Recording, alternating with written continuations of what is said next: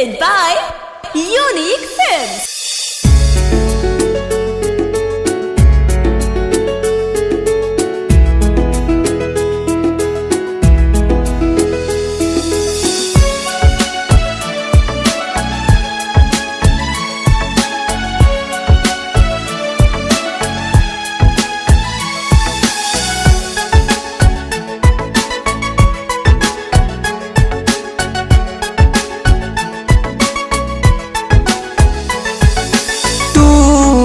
के गोवासुमा से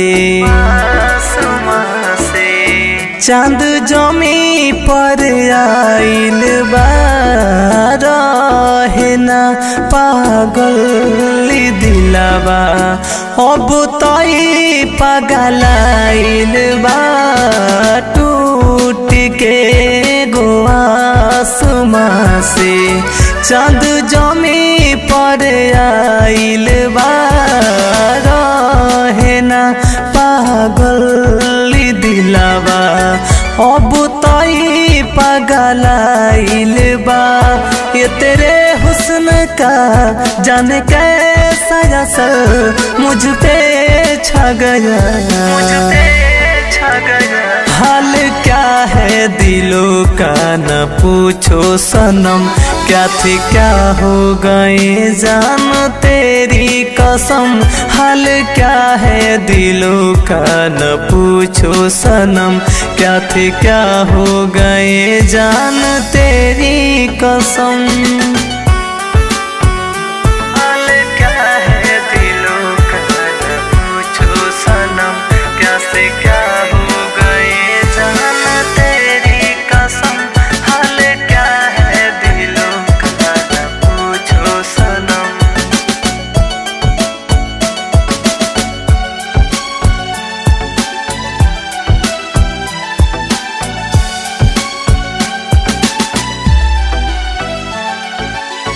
तोहर एक दीदार के खातिर तरस गइल बने न हो उर्मत जइहा छोड़ी के फिर से सुन हमार में न हो सुन हमार में न हो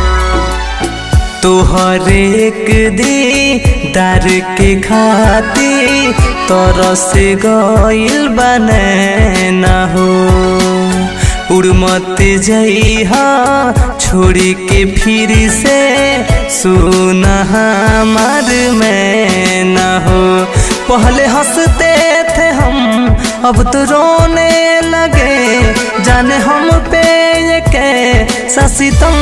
ढा गया हाल क्या है दिलों का न पूछो सनम क्या थी क्या हो गए जान तेरी कसम हाल क्या है दिलों का न पूछो सनम क्या थी क्या हो गए जान तेरी कसम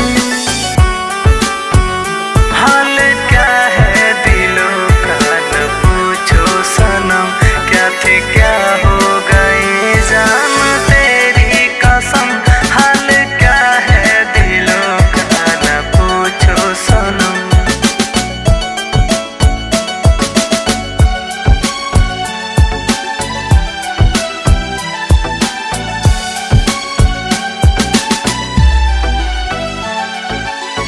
पहिले से हम टूटल बानी और दिल जानी तू रहो वादा करके सातु जन्म के ऐसे मुँह जानी मोड़हो ऐसे मुँह जानी मोड़हो पहिले से हम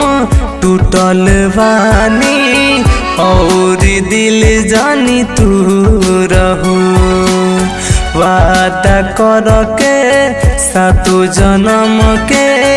ऐसे मुँह जानी मोड़हो अब तो तेरे बगैर मर जाएंगे हम जिंदगी भी ये कैसा ढा गया